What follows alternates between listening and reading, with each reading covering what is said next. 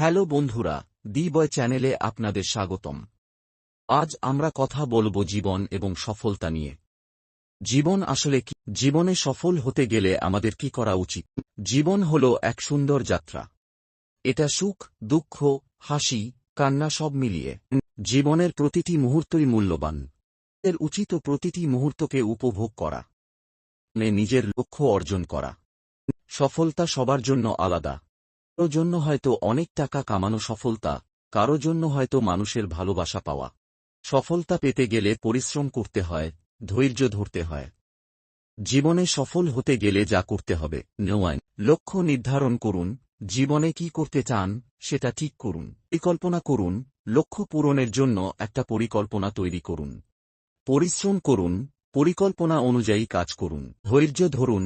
সফলতা পেতে সময় লাগে, তাই ধৈর্য ধরুন। ভুল থেকে শিক্ষা নিন। ভুল হলে ভেঙে পড়বেন না, সেখান থেকে শিক্ষা নিন।